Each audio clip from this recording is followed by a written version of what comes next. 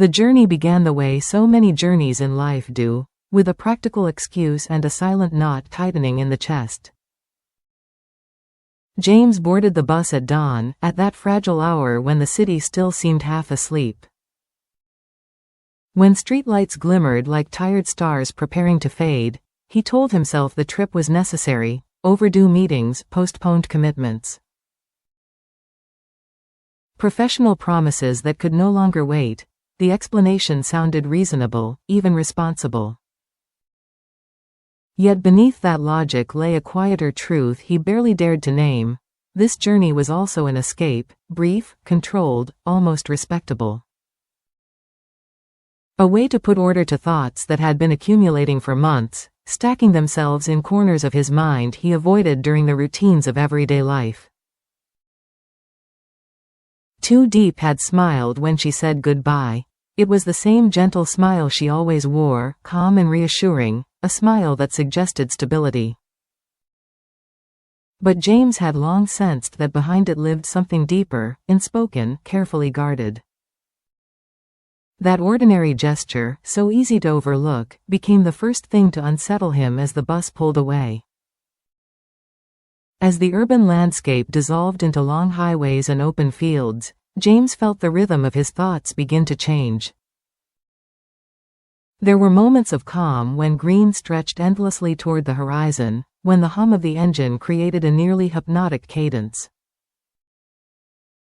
And then, without warning, came sudden intrusions of doubt, fragments of memory, half-finished sentences from Tu Điệp, explanations she had never fully given, and silences he had accepted. Whether out of love or fear of asking too much, how often, he wondered, do we accept half-truths in daily life simply to protect a fragile harmony? The destination itself seemed unremarkable on any map. Yet in memory, it carried weight. A quiet town with narrow streets and weathered facades, where every corner appeared to hold stories that belonged to someone else. James did not yet know it, but this place stood far closer to Tu Điệp past than he could have imagined. When he stepped off the bus, the air felt different, heavy with nostalgia, as though time itself moved more slowly there, insisting that anyone who arrived must look backward before moving forward. In a small cafe, waiting for a phone call that never came, James listened to the murmur of strangers, muted laughter, casual conversations, names that meant nothing to him, until one suddenly did. He could not explain why, but something inside him tightened. It was that deeply human sensation of sensing that a door is about to open, even when we are not certain we want to cross its threshold. The secret did not announce itself with drama. It arrived as a persistent whisper. Details began aligning uncomfortably. Dates, places, a faded photograph framed on the cafe wall. The story's pace seemed to accelerate and stall at once, like a heart recognizing the approach of an important truth. James began to understand that journeys do not always carry us to physical destinations. Sometimes, they lead us into the forgotten territories of the people we love. As afternoon descended and shadows stretched across the town's uneven pavement, James realized that his journey had only just begun. What he was about to uncover would not only reshape the way he saw Tu Điệp, it would also challenge how he understood himself. Because sooner or later, everyone learns that the past does not stay behind us. It walks beside us, patient and quiet, revealing itself when we least expect it. Part 2. The weight of knowing. The second part of the journey did not unfold on the road, but within James's mind. After that unsettling afternoon, he spent the night in a modest guest house where silence seemed louder than city traffic. The wooden ceiling creaked under the wind, and every sound stirred a new question. What he felt was not fear, but an uncomfortable mixture of curiosity and responsibility. When we love someone, discovering a secret is never a victory. It is a burden, one that forces us to decide what to do with the truth. The following morning, James walked without direction. The streets, still damp with morning dew, offered ordinary scenes: an old man sweeping his doorway, a woman watering wilted plants, children laughing on their way to school. Everything appeared normal, even mundane. And yet James felt as though he were walking atop an invisible layer of borrowed memories. It was on one of those streets that he encountered the person who would change the course of his journey. An elderly woman sat outside an old house, watching him with an attention that felt deliberate. Their conversation began politely, filled with phrases exchanged out of habit. Then, without any clear intention, Tu Điep's name surfaced between simple words. The woman spoke it not with surprise, but with familiarity. She spoke of a young woman who had once lived there, of decisions made under difficult circumstances. Each sentence slid into place like a puzzle piece James had not known he was assembling. Of sacrifices never fully told. Inside him, emotions rose and fell like a tide. There were moments of understanding, when tenderness replaced confusion, when he saw Tu Điep not as a mystery, but as someone he was only beginning to truly know. And there were moments of resistance, when he wished he had never come, never known, never inherited a past that was not his. That contradiction is deeply human, wanting the truth, and fearing it at the same time. The secret itself was not scandalous, nor dark in the conventional sense. It was profoundly human. It spoke of renunciation, of loves that could not survive, of choices made simply to endure. James realized then that Tu Điep's past was not a shadow threatening her present. It was a root, one that explained her strength, her silences, and her way of loving without demanding too much.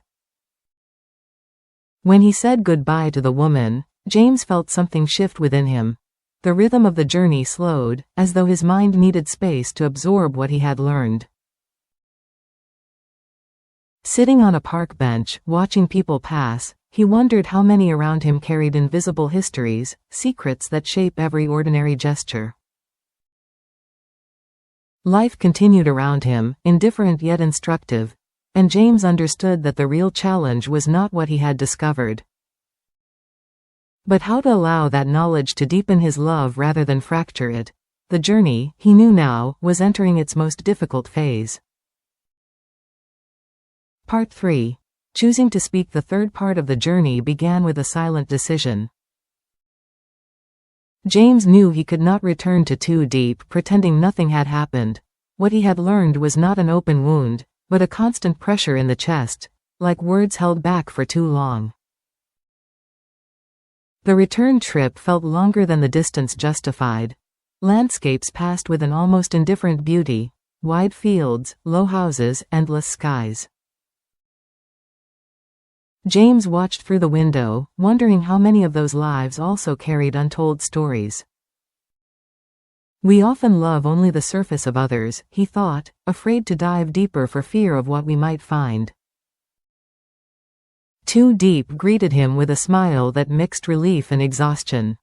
That simple expression disarmed him. Guilt pierced his chest, guilt for knowing something she had not yet chosen to share. They spoke of trivial things: the weather, the journey, details that seemed unimportant. Yet between every sentence hovered something unspoken, a gentle but persistent tension. That night, silence took center stage. Sitting across from each other with a cup of tea between them, James noticed how Tu Điep occasionally avoided his gaze. It was then he understood that the true conflict was not the secret itself, but the fear of speaking. As if sensing the shift between them, often, pain does not come from the truth, but from the long wait before saying it. When he finally spoke, he did so carefully. He did not accuse or reproach. He simply shared what he had learned and how it had made him feel. Tu Điep listened in silence. In her eyes appeared surprise, vulnerability, and something else, relief.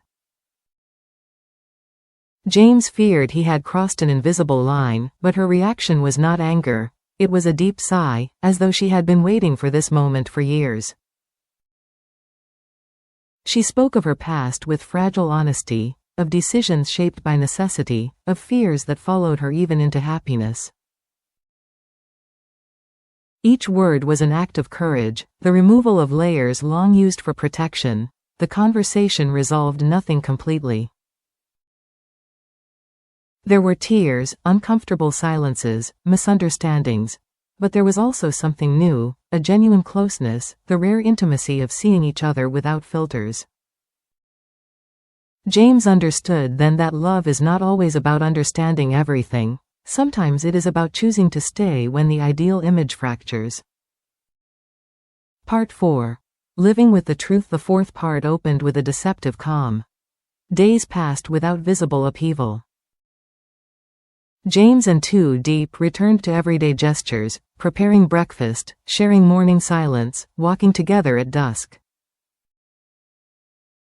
Yet both knew something had changed forever. It was not a rupture, nor a full reconciliation. It was a new stage, one marked by a truth that could no longer be ignored.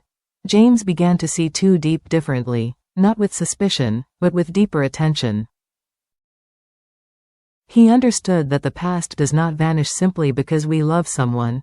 Each person carries invisible scars that shape how they feel, react, and dream. In simple moments, when she watered plants or tidied the house, James saw not only the woman he loved, but also the child and the young woman who had survived difficult choices. Tu Điệp, for her part, felt exposed yet strangely lighter. The fear of being discovered, once a silent shadow, began to loosen its grip. Still, doubt lingered. Could James truly accept all that she had been? That question, so common in daily life, echoed within her.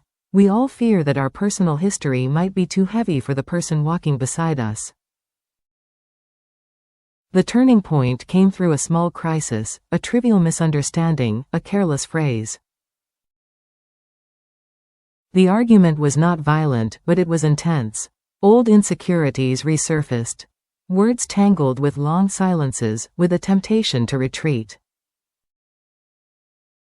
For a moment, James considered how easy it would be to flee. But something stopped him. Perhaps it was the memory of the journey, the stories heard, the truth shared. He understood that loving is not avoiding conflict, it is crossing it with honesty. Tu Điệp did the same. He chose to stay. Without grand speeches, they made a quiet agreement, to move forward together, step by step. They promised not perfection, but honesty, to doubt without hiding, to speak when it hurt. And over time, life resumed its rhythm, to support each other even in fragility. The worries did not disappear, but they learned to live with them. James learned that true love does not erase the past, it integrates it. Tu Điệp learned that her history did not condemn her, it had made her strong. The story did not end with certainty, but with an open door. Because in everyday life, some stories do not seek perfect endings, only the courage to keep being written.